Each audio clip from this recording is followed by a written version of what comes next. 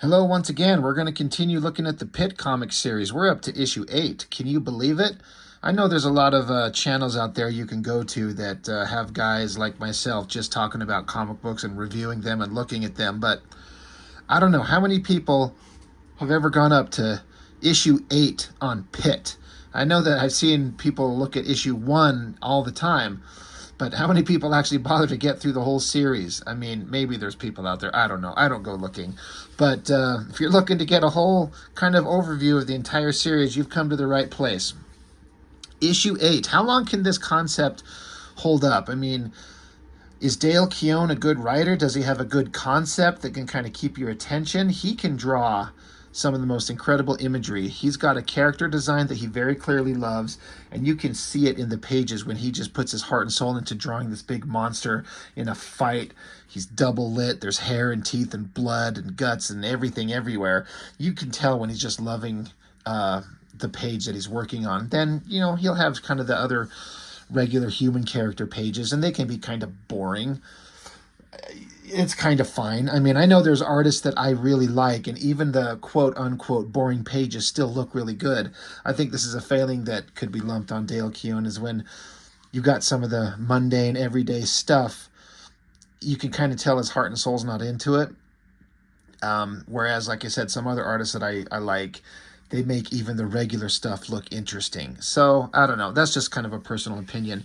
But PITT, issue 8. Last time, the bad guys kidnapped the kid and ran off to the Arctic. They ended up in like Antarctica or something like that somewhere. And PITT and some humans went chasing after him, got onto a big iceberg floating in the ocean, went inside it, were trying to rescue the kid. And at the end of the issue, there was this creature. We just saw his head, and he's like, I'll take care of PITT, basically. So that's where we're going to pick up. I didn't remember if this was in the last issue, but I noticed it for the first time here. It's got the Top Cow logo, like Image and Top Cow. And so it got me thinking that at some point, if I remember correctly, and this is kind of leading me to think that I'm correct, that Dale Keown moved his book under the like the Top Cow banner, as opposed to, what is it, Full Bleed Studios on his own. I mean, this is 95, so as far as I know, comics are still selling pretty well. The speculator bubble hadn't exploded yet, I don't believe. So anyway, I just thought that was interesting. But the format looks like something that was done like in the Top Cow studios. But anyway, we're back to the they're 15 kilometers due south of the North Pole. So yeah, it's just this floating fortress of the alien race known as the Creed, which is what the alien race that PITT comes from. And again, they kidnapped this little kid, Timmy, and this is Timmy's grandfather. So PITT and grandfather guy got together once PITT got into this base to rescue the kid, and brought the old man his glasses. And the old man's like, well, at least I can see what the hell's going on now. And PITT's like, you're not going to like what you're going to see. They look up there, and the kid is encased in, is it ice? Is it crystal? I don't know. Is it Creed jizz? Who knows?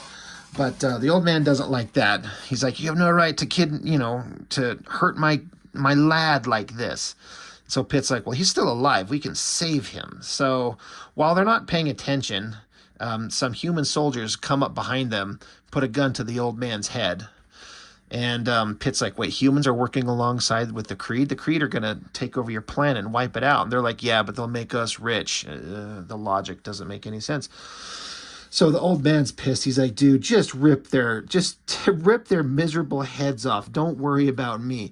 And so PITT's like, all right, you gotcha. And the human dude's like, oh, don't do it. I'll shoot him. Don't do it, bro. PITT's like, you can't be that stupid, can you? So PITT's about ready to start shredding some humans and just spreading their guts all over this alien base that they're in. Boom, or is he? All right. This is where Dale Keown starts to flex his artistic awesomeness. Now, this is good. It's not the best. I mean, this big shot of PITT's head is good.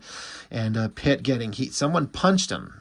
Just pounded him and sent him flying. It's a good image, but in terms of like double page spread artwork, it's not the best thing he's ever done, but it's still pretty damn good.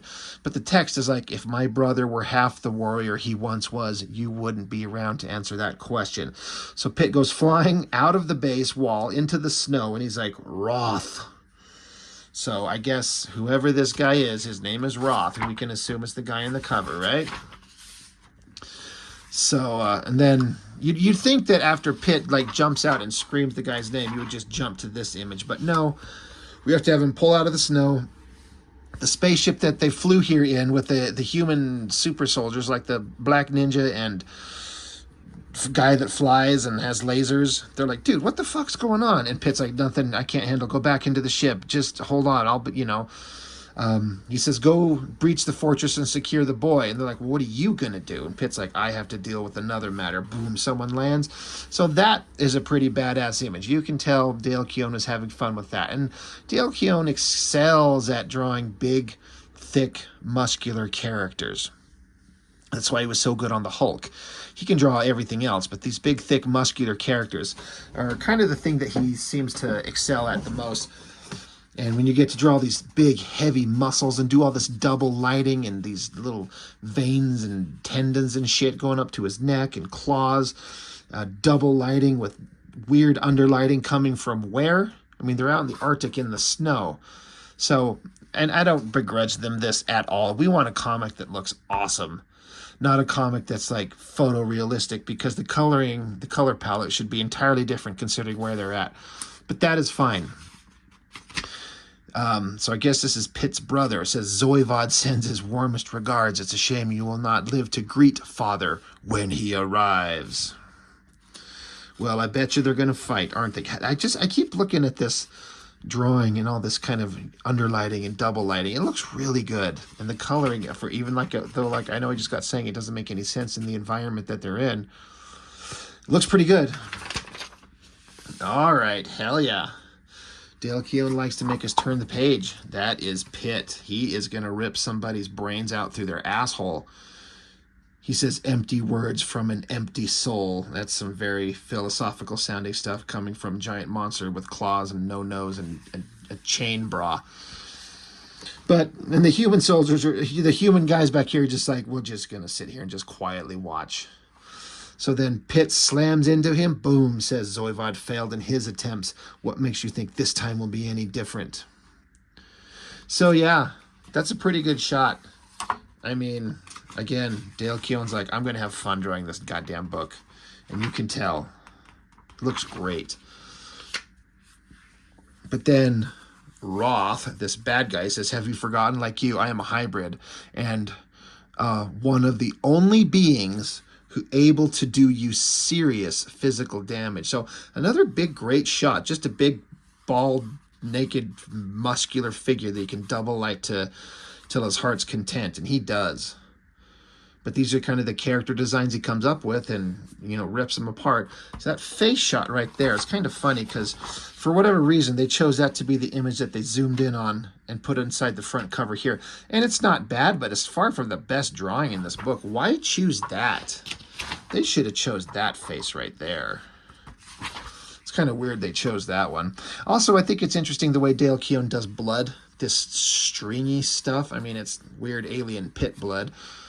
But, oh yeah, so flying guy with lasers, his name is Kite, K-Y-T-E. Says, looks like our friend may need some backup. And he's like, I'm one step ahead of you, Shiro. So the ship takes off. Then we cut back into the fortress. And then we got Hot Girl from the comic book. Her name's Bobby something or other. I think she's an alien creature. And so she's kind of pissed off that she got herself caught. She's going to sit here and think to herself for a bit. But she figures, you know what? I'm going to take out these fuckers and just get out of here. So she grabs this pole and does some sweet pole dancing moves. Kicks this guy right in his fucking Creed nuts. So she's pretty tough. Knocks the guy off a ramp, picks up his gun, and blows a giant green Hulk jizz laser shot through this guy's chest. Good job. She got away. I mean, that's a Liefeld style gun if you've ever seen one. Back to Pitt and Roth outside just chopping it up. And then, so Roth says, your human side makes you weak, PITT. And then Kite, the guy who can fly and shoot lasers, comes along and says, I resemble that remark. That's just first-rate dialogue right there. Again, I'm digging this monster design with all this blood all over him. It's just kind of gooey and stringy and gross. It works, right? So Roth is like, a flying human. Your innocuous power is no match for mine. And so Kite, with his little wrist-mounted laser thing, says, perhaps not, but if I turn these wrist cannons to maximum, I can make things really interesting. So then I guess he blows the ground out from under them, which is, I guess, a tactically smart move. Keep him off balance. Big giant guy could rip your head off in a blink of an eye. Back inside, we got the old man who was captured by the soldiers, and then there's some old guy. I gotta be honest, I can't remember who this scientist guy was. He's one of the main villains of the book, and he talks, and he talks, and he talks, and he talks, and he talks about the plans to combine forces with the aliens and take over the world. Let's get back to the action. Hot girl. She says there's nothing beautiful about child abuse. And they're like, Raiki? That's her, like, alien name? She says, you are a traitor to your own race, Professor Holdsworth. Why? And he's like, Zoivod wills it. So she's like, it sounds like you've been subconsciously influenced, Professor. Snap out of it, all of you. Do you actually believe the Creator going to let you live? So then the Creator telling the humans, like, kill the human interlopers. Zoivod wills it. Boy, that's the thing they like to say. So Raiki, she's like, all right, boom. She's going to use her green laser Hulk load guns and just blow holes through them. Good. Fight, fight, fight, shoot. PITT's outside hanging onto a chunk of ice in the Arctic there.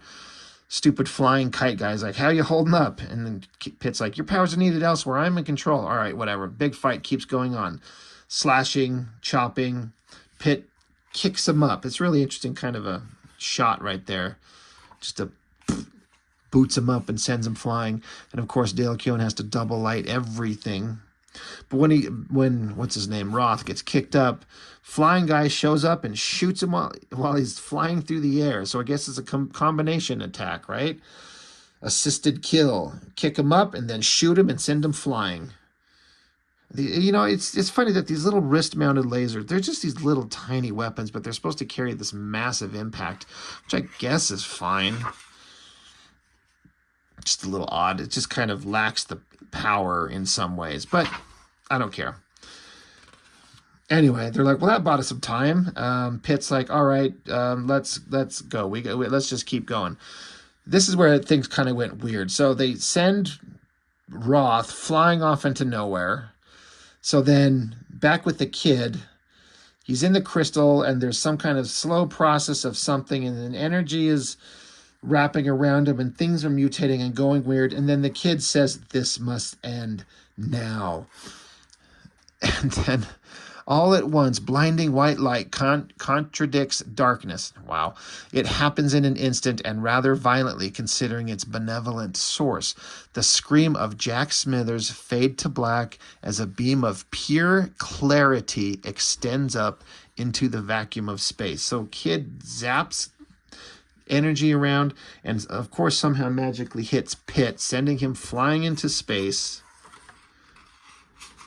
And so I guess that's where he's stuck. Coloring's pretty good there.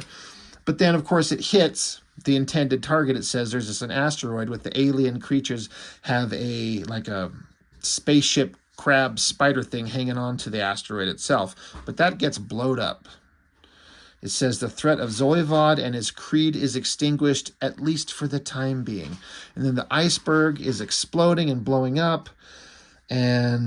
But they're able to get down there because on the ice are the girl and the kid and this other cop who was there, and I haven't mentioned because he's kind of pointless in this comic, and the old man. They just happen to have survived the exploding iceberg, and they're just out here floating on a chunk of ice. So they get down into the ship, take off, and then the kid's unconscious, but apparently the girl can, like, heal him by touching him, which, girls can heal me by touching me. Just touch me. Meanwhile, they fly their ship up into space. So suddenly this whole comic is just, like, everything's getting compressed in just a few pages. It's, like, all suddenly wrapping up. Bad guy's gone, kids healed, blasting things into space. The aliens are blown up and dead. I feel like maybe Dale Keown didn't pace this out exactly the best possible way. He wanted to spend too much time doing double-page spreads of awesome pit fighting shots. And now it's all got to be compressed down into one little end of the book. They fly up into space, find Pitt just floating there. And so they're going to grab him, but then the kid's eyes start glowing. And then out in space, Pitt sees some glowing version of the kid, I guess. It looks like an alien creature. Like, what is going on? And the alien kid glowing weird creature thing says, the circle is complete. My essence has fulfilled itself. I must return home. I am now one with the powers of light. See issue 1. All right. I am greatly indebted to you, Pitt. You kept me alive at great risk to yourself and others. You will remain here on Earth. This is your home now. But before I leave, there is one thing I must share with you. So he reaches out and touches Pitt, and then we waste an entire page of just blank white and one little bit of text that says, the truth. This was supposed to be some super dramatic kind of idea. I don't think it works that well. I get the point. It does make you notice, but what a waste of space. Put a cool drawing here, but the white void of everything. I mean, I don't think it works that well. Anyway, later, Pitt's just hanging out, standing there, and everyone's just like gathered together like, God, man, you're a free man. You can do what you want. You can run about Earth now. And Pitt's like, whatever, I'm going to go. I won't be far. And he just leaps off into the city. And so the grandfather's with the kid. The kid's eating some, I don't know, it could be a bowl of puke for whatever I can tell it is. Oh, he says it's Count Chocula. He found Count Chocula in the cupboard. And the kid's like, oh, man, it feels like I didn't eat anything for at least 2 years. The end. So, yeah, this book suddenly wrapped up in like 4 pages, like all these story points. And it feels like it's the end of like the big main first story arc. All this stuff that was kind of set up with Pitt, and he's got alien origins, and who is he, and who is this kid, and this power. And when I got to the end of this issue, rereading this, I'm like, wait, this feels like the end of like an arc, like it's an 8-issue thing, and this is the end of a major plot point.